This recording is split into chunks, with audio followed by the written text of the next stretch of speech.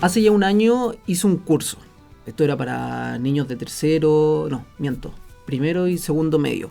Se llamaba No son monos chinos. Era un curso de anime.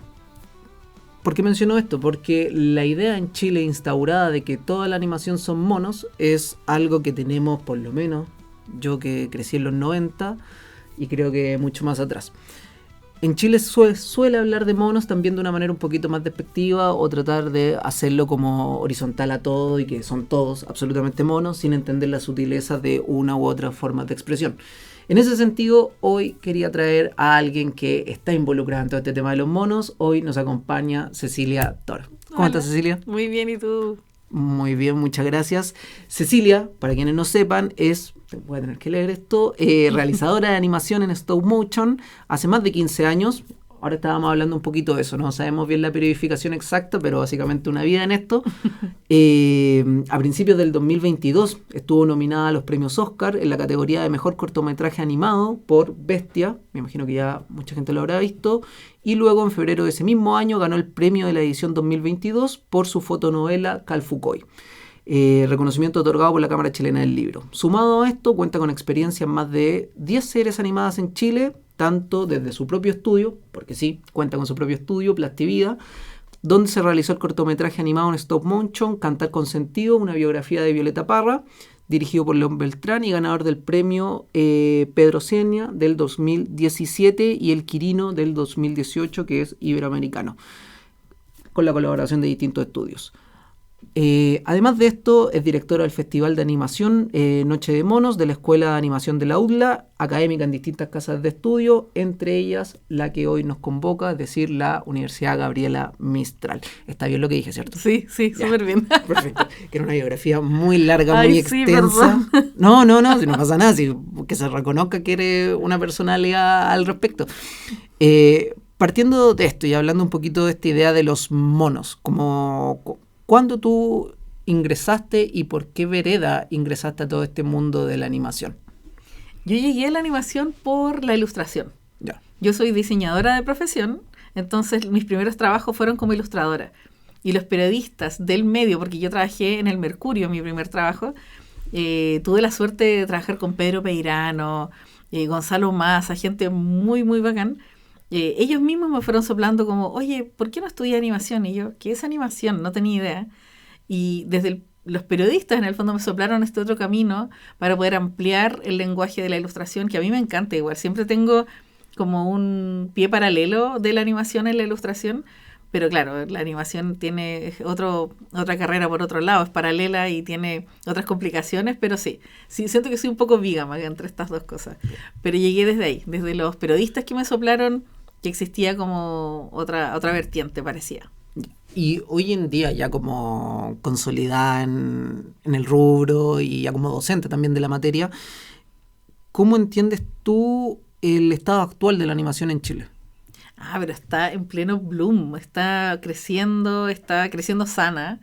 Hay muchas escuelas de animación, talentos jóvenes muy buenos, y lo que hay que hacer es tratar de afirmar un poco el sector y que se transforme en industria en un futuro para poder como sustentar todas estas producciones que vienen o que tienen ganas de nacer y que tienen que establecerse. Y eso es lo que yo creo que está pasando ahora, como un gran florecimiento, pero la etapa que debería venir sería como de asentamiento. Como de ir consolidando ideas, claro. Me imagino que también de ir compartiendo ciertas herramientas. Y políticas públicas para que esto pueda como continuar con los fondos concursables y también otras herramientas de las políticas públicas para que esto pueda germinar en el fondo, porque hay súper buenas semillas, Historia de un oso, Bestia, cosas súper buenas que han pasado en la animación, en la línea de tiempo de la animación chilena, pero eso hay que mantenerlo, ¿cachai? Y en el fondo seguir con producciones quizás más complejas, de mejor calidad técnica, también de mejores guiones, y ahí esto que vaya mejorando y profundizándose. Creo que ahí tocaste una tecla importante porque, insisto, yo debo reconocer, yo me he formado más bien en el mundo de la academia, como que esto es una de las pocas iniciativas que he hecho, como tratar de hacer divulgación.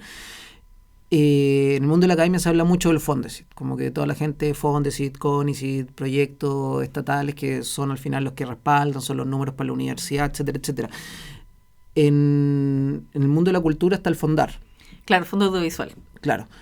Pero ¿qué otras salidas más existen como a raíz de estas políticas públicas de las cuales tú señalas? Es difícil igual, porque antes existía la figura de Corfo, que ahora como que se unió al fondo audiovisual para en el fondo tener no solo fondos para la producción, sino que antes y después.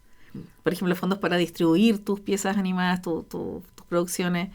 Así es que sí, bueno, pero Chile también ayuda un montón cuando ya tienes los productos, no me gusta llamarle productos, pero Chile lo ve con ese filtro porque es algo más comercial. Cuando está el producto / obra animada, hay mucho apoyo para salir a mercados, para ir a ferias internacionales, y ahí en el fondo es un apoyo súper interesante que lo necesitamos, como para poder proyectar, más allá de terminar la obra, sino que también el paso siguiente que es distribuirla. Sí. Buenísima. Otra duda que me surge, insisto acá desde mi completa ignorancia. Pregúntame todo. Que, bueno, lo conversamos un poquito antes de empezar a grabar. Se habla mucho como esta idea de la brecha digital. Y seamos honestos, o sea, ya Latinoamérica en sí tiene una brecha digital sustancial respecto a lo que está pasando en Europa y qué decir de lo que pasa como en los países asiáticos más ricos, pensando en la animación de esos lados. Ya la brecha digital ya es amplia. Y aún así, ya ahora pensando solo en Chile, la brecha digital en el mismo Chile no es lo mismo, me imagino, que en un instituto profesional que tiene menos lucas, a en una universidad muy prestigiosa que tiene toda la infraestructura adecuada. Pero a pesar de eso, los estudiantes parecen ser autónomos, parecen demostrar valía, parecen demostrar y ponerle ganas a lo que están haciendo, y todos sabemos, o sea, los tutoriales de YouTube para aprender a animar, para aprender stop motion, para aprender lo que sea, como que están ahí y los estudiantes parecen involucrarse. En tu experiencia como docente, ¿qué tanto pesa realmente esas ganas, esa autonomía, ese empuje que tienen, con que llegan tus estudiantes cada clase, respecto también a este tema de la infraestructura que está disponible para ellos? Ay, qué buena pregunta. Yo siempre le digo a mis estudiantes que está lleno de tutoriales, como tú acabas de decir, está todo el conocimiento arriba, digo yo, como online. Lo que hace que valga la pena estudiar en una universidad es la reflexión, los cuestionamientos, los por qué se anima. Eso, ahí es donde vale la pena estudiar en una universidad. De hecho, yo veo en los foros como, no sé, de Discord, de los animadores que dicen, algunos cabros dicen, ¿para qué estudiar si está todo arriba? Justamente porque en las universidades es donde se amasa el pensamiento de por qué hacemos contenido animado. Y eso yo creo que no lo encontráis tanto online. O un poco sí, pero yo creo que es la universidad, en los pasillos, conversando con los profes, en los festivales de animación, en cualquier encuentro es donde se empieza como a amasar esta nueva forma de pensar. Y efectivamente yo hago clases hace como 15 años. Antes los contenidos eran peleas, como personajes peleando, batallas de robots. Y ahora no, ahora los cortos hablan de identidad de género, de salud mental. No sé, siento que son contenidos más políticos. Entonces siento que algo está sucediendo bien en las universidades porque los contenidos son mejores. Y también mejor animados y también tecnológicamente son más hábiles.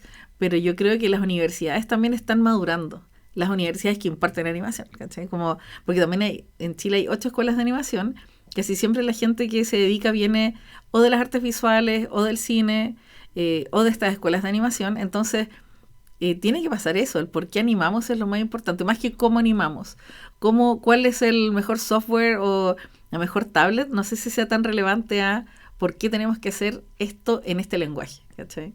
Claro, que hay como una reflexión ontológica respecto a lo que se hace.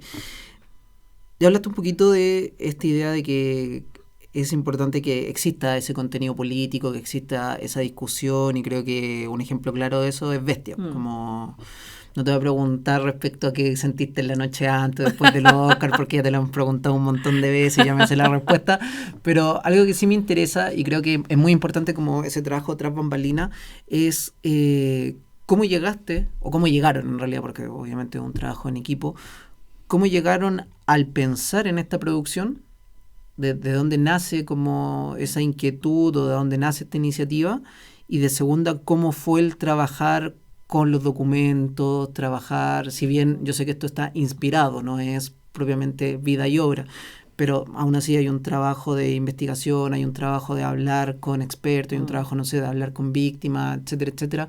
¿Cómo fue eso? Qué bueno. Bueno, esa pregunta me encantaría que te la respondiera el Hugo Covarrubias y la Constanza Bete, que hicieron más esa parte. Yo en Bestia hice una producción general para poder llegar como a la meta. No me tocó tanto esa parte como de investigación y de gestión como del proyecto, como más interna. Pero lo que siempre habla Lugo es como un malestar que tenía con respecto a estos temas y tener la herramienta de la animación para poder expresar ese malestar, ¿cachai? Y él lo que hizo fue una jugada muy arriesgada, que fue hablar de esta historia desde el punto de vista de Ingrid Olderock y no desde las sobrevivientes. Que eso era como, hubiese sido una carta muy segura. Él hizo como director una pieza muy arriesgada y por eso fue tan valiosa y tan vista en todo el mundo, porque se arriesgó y los directores igual tienen que arriesgarse. Y una de las cosas que siempre hablábamos en el proceso era que justamente no era un documental, entonces él podía liberarse al momento de contar esta historia, y por eso hay tantas partes fantasiosas, y ahí es donde la animación tiene sentido. Como cuando haces un documental y cuando haces una animación, depende de ese punto de vista. Y eso creo que también fueron aciertos de Lugo, que venía también él cultivando hace mucho tiempo, como con varios cortos anteriores, con obras de teatro que mezclaban animación con series. Tenía mucho training en el cuerpo como para poder jugar con esos elementos. Y la investigación fue súper dura, se investigaron muchos textos, documental, bueno, el libro ahí de Nancy Guzmán fue fundamental, pero varios otros más. Y es muy lindo igual saber que se investiga muy parecido a cómo se investiga en la academia, y no es más loco, ni más relajado, ni más intuitivo, es súper riguroso igual, y el resultado está a la vista. O sea, también habían como, y no solo investigación a nivel de dirección de arte, sino que de cómo era el personaje, de dónde venía, qué es lo que la constituía para ser la villana de ese tamaño del que fue. Entonces, sí, esa es una pregunta más para Lugo, pero escuchando tantas entrevistas y tantos foros, como que igual puedo responder un poco por lo que él iba respondiendo constantemente frente a esa pregunta, que igual es súper relevante. Aparte, a mí me llama mucho la atención, y aquí reconozco, porque el tema claramente es parte de mis temáticas de investigación. Y cuando retratan, ya lo dijiste, o sea, no es un documental, pero esta inspiración del personaje de Bestia, sí hay similitudes físicas con Olderock, y además también está este tema del cuerpo, pues, porque Olderock declara que ella había como todo un complejo con el tema de su corporalidad, con el tema también de sus relaciones amorosas, ¿no? Ahí, bueno, son cuestiones ya más biográficas, pero ella venía como de esta comunidad alemana que estaba enclaustrada, encerrada en Mayoko, como que el papá le pateó el pololo británico, entonces había todo un cuento ahí muy, muy turbio que creo que se traduce de muy buena manera, con mucha sensibilidad también en Bestia. Entonces me parece como muy interesante eso. Y respecto como a otro tipo de representaciones, que sé que está ahí muy metida en eso ahora y de cerca también lo he escuchado constante, en Calfucoy ahí hay otro tipo de representaciones. Ahí estamos hablando como de una infancia y de una temática bien en particular. Como, ¿me podría hablar un poquito de eso como para el público en general? Sí, Calfucoy es una fotonovela gráfica, es como un nombre un poco en broma, porque no es ni cómic, ni novela gráfica, ni animación stop motion, es como una mezcla de todos estos lenguajes. Para quienes están viendo y escuchando, es como frames de stop motion contando una historia. Es como una especie de entre storyboard y una mezcla rarísima. Y técnicamente eso es como un poco la descripción, y el contenido es como una radiografía actual a las niñeces que viven en ciudades latinoamericanas, que tienen, obviamente, como todos tenemos, orígenes indígenas, y en el fondo cómo te aproximas a esos orígenes indígenas viviendo en una ciudad, cuestionándote cómo vives en esa ciudad, y quizás este avance que se piensa como evolutivo de avanzar viviendo en una ciudad, quizás es un retroceso, ¿cachai? Es un fondo como una pregunta que me hice yo en algún momento. Y siempre digo que la protagonista se atreve a hacer cosas que yo en la vida real no me atrevo, como dejar una ciudad, dejar la comodidad de la ciudad, porque creo que tiene muchos puntos en contra. O sea, bueno, tú tenés hijos. Las infancias de ahora no tienen idea de dónde vienen los alimentos, conocen más nombres de marcas a nombres de semillas o de árboles. Sí. Entonces ahí es donde tú decís que estamos haciendo como sociedad, quizás no estamos muy bien enfocados, y yo creo que Cal Foucault habla un poco de eso. Pero yo, no desde la moralidad, yo como una niña equivocada. Como yo fui una niña muy equivocada, crecí en un departamento, no salía a la calle, como que de verdad que el libro es muy honesto en ese sentido, como medio culposo igual incluso, pero sí, muestra como ese cuestionamiento, ¿qué estamos haciendo? ¿Para dónde vamos? Como ese supuesto desarrollo de vivir en una ciudad quizás no es tal. Así que de eso se trata Cal Foucault. Y se ve tierno, un libro retierno, pero yo creo que tiene varias capas. Creo que un libro para leer en familia, no sé si es como tan entretenido para que un niño lo lea sola o solo. Yo creo que es un libro para leer en familia y reflexionar, ¿cachai? No, porque creo que hay muchos contenidos entretenidos para las niñeces. Entonces yo quería entregar como otro tipo de contenido en ese sentido. Sobre eso, tú ya lo dijiste, o sea, Plastivida, tu estudio, está declarado, o sea, no se puede meter a la página web y sale como está declarado que hay una búsqueda sobre la infancia, no me acuerdo cuál es el término específico, no sé si es infancia o niñeces, no me acuerdo cuál es la palabra que utilizas, pero está declarado. Sí. Pero aún así tú me dices como, no, nosotros no hacemos productos para niños, sino que tal vez tomamos los niños para hacer otras cosas, para tomar otras búsquedas. Sí, yo creo que son historias desde la niñez, claro, sí, desde el punto de vista de las niñeces, más que porque como te decía recién, hay contenidos increíbles y que está lleno, y que yo como que siento que no vale la pena hacer más de eso, porque hay gente que lo hace súper bien.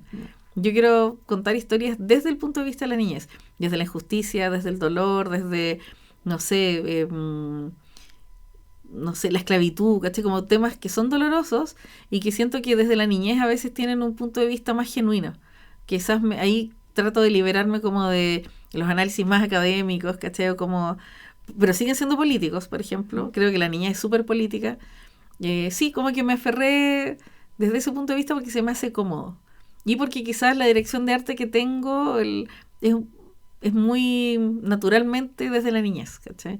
Quizás después en 2 años más hago otra cosa, pero hasta ahora se me hace muy natural hacerlo desde ahí. Pero yo creo que, o sea, yo creo como alguien que no entiende absolutamente nada del tema, pero Sí, yo creo que yo creo que como desde la reflexión es muy válido porque como tú dices, no es solo que sea útil, sino que es genuino, pues como que se puede ver, es muy romántico mirarlo así, pero realmente los niños al tener poca experiencia en el mundo, no estoy hablando que sean mejores o peores, sino que claramente tienen menos experiencia en el mundo respecto a una persona de 80 años, hay muchas cosas que les son novedosas y se acercan a ellas desde esa novedad, pues como desde esa ingenuidad, si se quiere, porque es primera vez que lo experimentan. Entonces, desde ahí una mirada bien prístina respecto a cualquier cosa, pues ya sea la esclavitud, ya sea, no sé, la violencia, ya sea, como tú decís, pues este tema de la relación con la naturaleza, que también es todo un cuento latinoamericano, pues probablemente.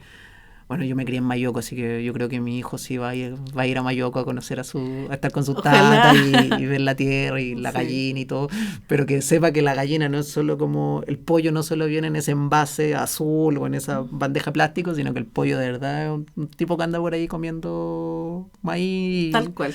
Y se convierte en comida y lo agradecemos. Tal cual. O sea, yo fui esa niña que no tuvo eso, ¿cachai? Entonces, por eso venía desde ahí la crítica. Y mira, conversando contigo me pareció otra idea, que igual por eso es bueno conversar sobre las cosas. Creo que apelo como a la niñez de cada persona, incluso si tiene 80 años, incluso si es un académico de 30 años. Apelar a la niñez de esa persona, al estado niñez de esas personas, para como reflexionar sobre esos temas, ¿cachai? Como al lado más prístino, más ingenuo para tocar ciertos temas. Porque yo podría hacerlo desde, no sé, el análisis mucho más duro, y también estaría bien. Hay gente que lo hace y está bien que sea así. Pero yo elegí hacerlo desde el punto de vista de la niñez porque es lo que me sale natural, ¿cachai? Y una respuesta que también le he escuchado a muchos directores, como cuando le preguntan a Gabriel Osorio sobre Historia Unoso, es como, pucha, es lo que me nació. O a Lugo Covarrubias también, puta, porque es lo que sé hacer, ¿cachai? Es algo como medio inherente que viene en nosotros. Entonces, claro, uno elige un punto de vista y quizás uno como realizador también va cambiando su punto de vista y eso también es bueno. Pero sí, yo creo que quiero apelar como a la niñez de cada persona, indistintamente la edad que tenga, ¿cachai? No, yo encuentro que es una búsqueda excelente. Aparte, como te digo, más allá de la reflexión como académica o teórica que uno le puede dar, también en términos de visibilidad, obvio, pues si apeláis a la niñez, apeláis a la nostalgia, pues y todos tuvimos niñez, todos tenemos nostalgia, a todos nos parece atractivo un producto que de una u otra manera nos pueda hacer eco en ese sentido. No, y venir desde el blanco, desde la página en blanco, ¿cachai? No venir como con todos esos acervos que uno tiene ya cuando es adulto, ¿cachai? Sí, es muy distinto. Respecto a este mismo cuento de las representaciones, que es algo que está muy, muy inherente en tu obra, sobre todo en este tema de la infancia, pero en el resto de cosas que tú tratas a través de la infancia, ¿cómo podría, o cómo explicas tú, tal vez si has tenido esta discusión con tus alumnos, cómo explicas las representaciones? ¿Cómo para ti es una representación fidedigna? ¿Cómo llegas a ese resultado de estoy representando algo de buena manera, o de la mejor manera que yo puedo al menos? Oh, qué buena pregunta. Yo creo que lo fidedigno tratamos de quitárnoslo de la cabeza porque es mucho peso, mucha responsabilidad. Una representación fidedigna, yo creo que lo que buscamos es una representación genuina. Y afortunadamente en la animación es muy abierto, muy libre eso. De tú, no sé, todos mis estudiantes trans quieren hablar sobre ese tema y la forma de representarlo es súper variado. Sí. Y cada año vienen formas muy variadas de representar esos temas. Incluso, no sé, lo han hecho con el mundo fungi, lo han hecho con, no sé, animales, como que su forma de representación de sus temas son muy variadas y yo como profe guía trato de no tocar eso, trato de no entrar o no invadir es la palabra que se me viene así a priori. Trato de no influir en cómo ellos quieren representar sus imaginarios, porque eso es lo que más me interesa a mí como profe, ver, en realidad yo los voy a guiar en lo que ellos quieran, en el camino que ellos quieran tomar, porque justamente es lo que me interesa hacer clases, ver cómo ellos quieren ir cambiando sus imaginarios. Por eso me interesa tanto que hace 10 años solo les interesaban los robots o el anime y ahora ya tienen otros cuestionamientos o más profundos, no digo mejores, pero distintos, ¿cachai? Entonces, esa representación creo que quizás estamos muy dentro y muy cerca para poder analizarla. Creo que en 10 años más vamos a poder cachar mejor cómo Latinoamérica está representando también sus cosas. Eso es muy bonito, igual como no necesariamente la representación latinoamericana es una niña mapuche con un cultrún en la mano, sino que quizás son variadas formas, otros colores, otras formas de escribir los guiones, otras formas de montaje, ¿cachai? Como que siento que está siendo mucho más amplia la forma de representar quiénes somos, y eso es alucinante.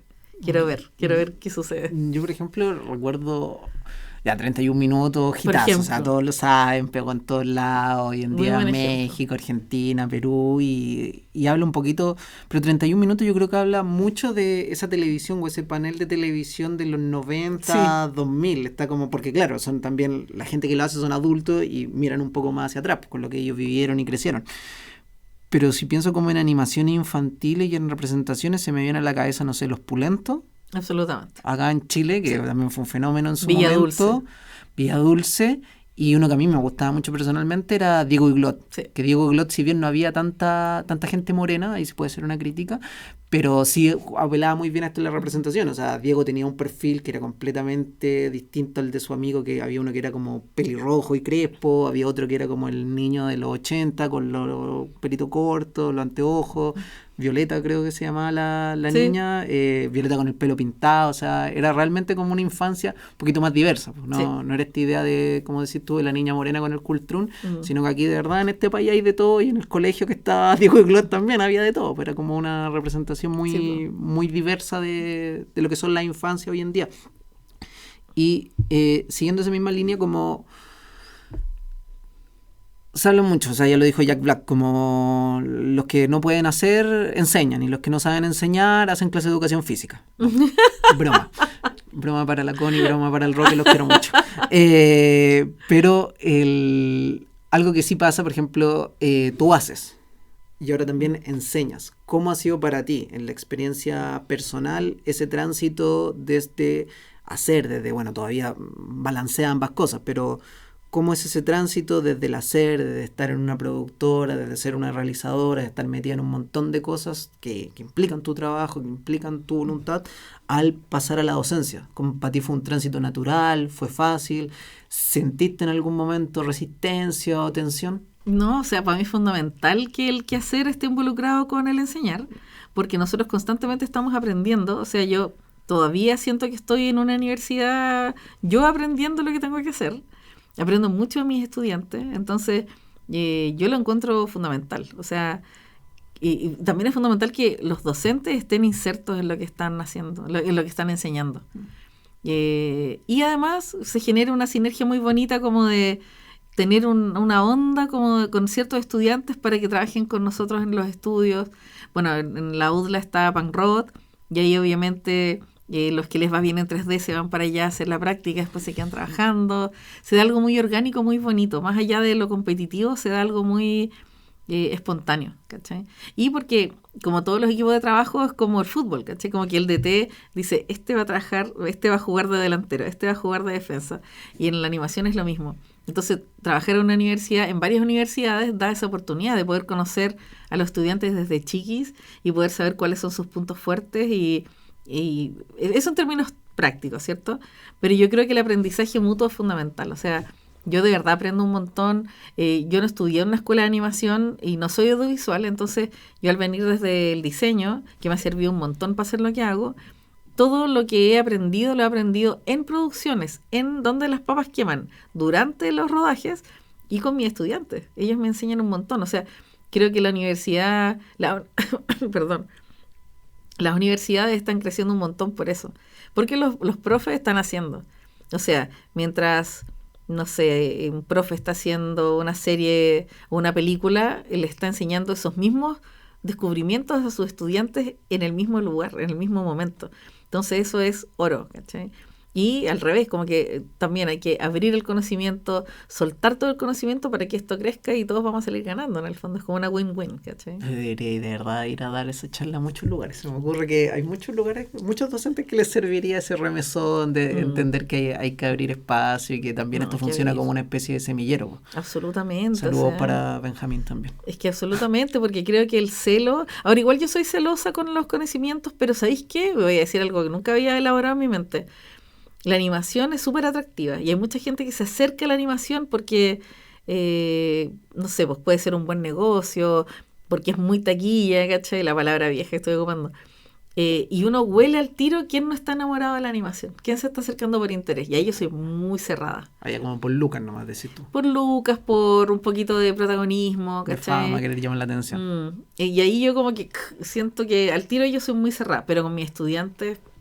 todo. O sea, yo hago hacemos clases con el Hugo en el diploma de Stop Motion de la Católica y soltamos todos y absolutamente todos los tips, porque en el fondo lo que nos interesa es que se arme una movida, que se armen especialistas en ciertos temas, y porque creo que así también aprendí yo. O sea, yo aprendí porque mucha gente me soltó muchos conocimientos y me siguen, gente todavía me sigue ayudando. Entonces creo que pensar de otra forma sería como pegarnos un tiro en la pata, ¿cachai? Como que no... Pero, no, yo comparto completamente. Sí, no, yo sé que tú también. Comparto completamente, de hecho, por eso saludaba a Benjamín, mi querido ayudante hoy en día, pero siento que eso no se da siempre. Por ejemplo, yo acá lo reconozco, no en esta universidad por suerte, pero cuando yo estudié en su momento, pasaba, pues habían como claustros muy cerrados, habían espacios donde tú sabías que no llegaba, ya sea por cuestiones políticas, cuestiones, es feo decirlo, pero por cuestiones económicas, había como una brecha bien... ¿Un sesgo de clase? Bien marcado. Sí, pasa. No, todavía pasa aquí también. Pasa, entonces como... Pero hay que abrirlo. Pero hay que empujar esos lugares, hay que abrirlo, ya sea en términos más académicos, como había un capital cultural que si tú no lo poseías y no podías entrar a cierto espacio. Entonces, no, aquí también.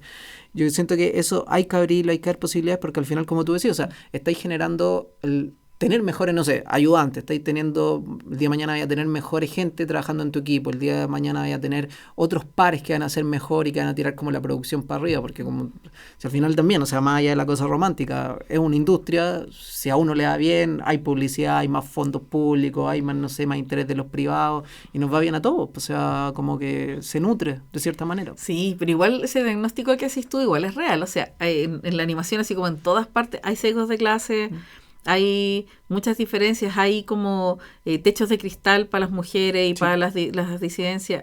Eso existe, ¿cachai? Entonces, justamente, bueno, yo trabajo, por eso con el Festival Noche de Monos también, que nuestro interés, ese festival lo hace la Universidad de las Américas y lo empuja un montón el Pato Escala, que es el productor ejecutivo de Punk Robot. Por supuesto, Punk Rock en general también es un gran soporte. Y la lista de auspiciadores es larga. Claro, pero también siento que hay una visión de Pato que es súper importante. Él lleva el festival hace muchos años, yo llegué solo hace 4 o 5. Entonces está esa visión de poder en el festival, que no es como un botoncito nomás, no es como todo el año, pero la universidad también tiene un poco esa visión, es abrir los espacios, poner modelos a seguir reales. Por ejemplo, este año trajimos una directora argentina joven que contaba cómo hacía sus producciones, no necesariamente con todo el financiamiento del mundo, pero que lo hacía igual. Tratar de poner ejemplos para ellos para que se les haga más fácil. Mi obsesión es que para ellos no sea tan difícil como lo está haciendo todavía para mí. Porque yo también he sufrido sesgo de clase. ¿Cachai? Es como... Sí, pues yo estudié en el Duoc, ¿cachai? Onda, no tengo un título de directora. Obviamente que es mucho más difícil para mí, pero yo trabajo para, bueno, abrir mi propio camino, pero también abrir el camino de los que están atrás mío. Entonces, hay un festival hermoso que se llama Chile Monos, que súper grande, uno de los más grandes de Latinoamérica, tiene una competencia de cortometraje estudiantil, que es como un estadio, es como, no sé, 300 personas gritando, es increíble, una adrenalina muy bacán que se vive ahí. Este año ganó una escuela de UDLA, un corto precioso sobre un tributo a Alejandro González que hizo Tevito. ¿Te suena Tevito? Sí. Ya, se hizo un corto maravilloso sobre eso. Ese corto ganó, como te digo, el festival este año. Y una de las cosas que más me emocionó fue ver a Gabriel Osorio poniéndose de pie, aplaudiendo a sus cabros chicos. ¿Cachai? Hay un respaldo. Ellos ya no...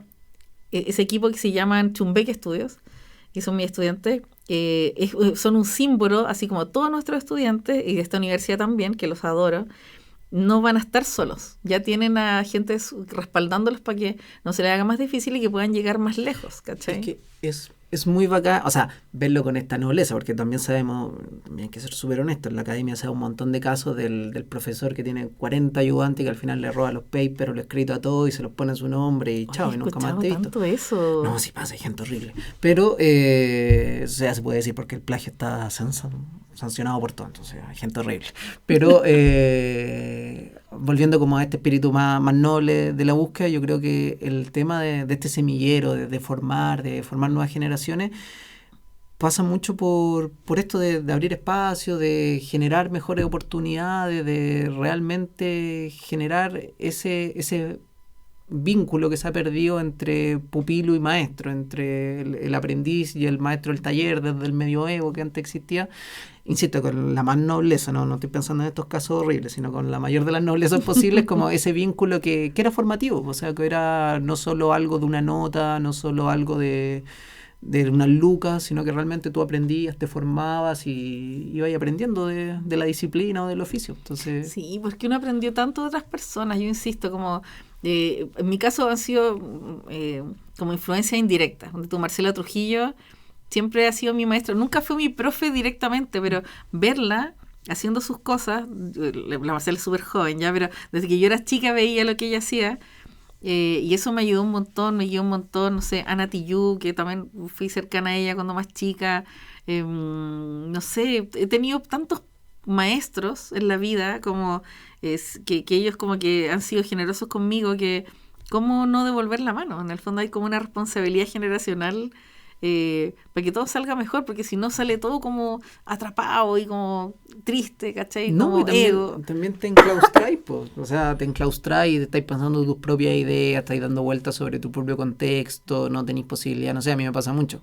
A pesar, yo tengo 32 años, en teoría como para el mundo académico no estoy tan viejo todavía, pero ya tengo una visión de generación pues muy establecida, entonces el conversar con gente que aunque sea una diferencia de 10 años, ya te marca un mundo de diferencia. Yo veo las tesis de los estudiantes de pregrado hoy y son ideas que jamás a mí se me hubieran ocurrido, no eran temáticas que fueran parte de mi preocupación, pero claro, son preocupaciones de ellos, entonces te permite ese diálogo, te nutre, te mantiene como vigente de cierta manera. No, increíble, o sea, bueno, y te nombré como a Marcela y ¿a qué más te nombré? A la Ana, pero ponte tú, ay, si me iba a decir algo, lo tengo en la punta de la lengua. Cuando mi primer trabajo, cuando yo entré al Mercurio, estaba ahí Pedro Peirano como periodista antes de 31 minutos. y él no tenía idea cuánto influyó en mi vida, ¿cachai? Siento que yo no soy tan fan de 31 minutos, es raro, pero su forma de trabajar era un genio, como las mesas de trabajo, no sé, yo como que mirando iba aprendiendo. Gonzalo Massa también fue un súper buen impulsor, y después él escribió el guión de Mujer Fantástica. Él sí ganó un Oscar. Y siento que esos fueron como maestros para mí, como de forma de trabajar, forma de abordar las problemáticas creativas. No sé, siento que yo he tenido mucha suerte, igual me he cruzado como media Forrest Gump, así como gente muy bacana en mi camino, y he podido como aprender de ellos. No, pero no creo que sea solo suerte. O sea, la suerte es estar en el momento adecuado, pero Sí. también estar preparado al respecto. Sí, no, sí. no cualquiera le cae la teja de esa manera. Oye, ya para ir cerrando y como respecto a tus proyecciones, no sé si tanto personal, porque no quiero que develes lo que se viene, pero como respecto al campo de la animación, ¿cómo te lo imagináis en 10 años más, 25 años más, 50 años más? ¿O dónde te gustaría que estuviera? No, que heavy, me había hecho la pregunta, pero como que llegaba 5 años más, Ya. y es porque estoy pensando en los largometrajes que se están haciendo. Chile partió así como ya, para no alargarme. Siento que Chile hay como 3 generaciones de animación. Unos quienes hicieron animación en los años 40, 50, que sé yo. Bueno, y que las animaciones también se veían en los años 70, como Carlos González, que hizo Tevito. Hay un señor que se me olvidó el apellido, Puma, algo que también había hecho como animaciones que se veían en los años 70. Después vino Vivian Barry, Alejandro Rojas, con toda esta generación de largometrajes como Uguy Mampato, ¿cachai? Y después vino la generación de Gabriel Osorio, Hugo Covarrubias con Historia de un oso, que sé yo, como cuarentones que hicieron sus cortometrajes exitosos en su momento. Bueno, está la Berni Ojeda también, que también es súper importante en la historia de la animación chilena. Ella con su estudio Pájaro hizo contenido propio desde un principio, series, qué sé yo, muy bacanes. Y todos ellos ahora están haciendo largometraje. Entonces, yo solo puedo ver 5 años para adelante, porque estoy segura que esos largometrajes van a quedar impecablemente bien hechos, y van a emplear a un montón de estudiantes. Ahora, creo que lo que se viene es que estos estudiantes hagan sus primeros cortos y después su largometraje en 10 años más. Y eso va a estar increíble. Y ahí espero que Chile esté preparado para poder como sostener todo este desarrollo, porque siento que, no sé, pues así como Chile, país de poetas, o Chile, que es súper bueno haciendo vinos y arándanos y exportando arándanos, también tiene muy buena animación, tiene muy buen cine. Entonces, espero que Chile esté preparado para eso y que esto no se trunque, sino que continúe y que siga creciendo. Que tengan los espacios. Sí. Ya. Muchas gracias, Cecilia. Gracias a ti, me encantó, la pasé bien. No, de nada. Soy Matías Alvarado Leighton, esto es Historia Entre Líneas y nos vemos la próxima semana. Chau, chau.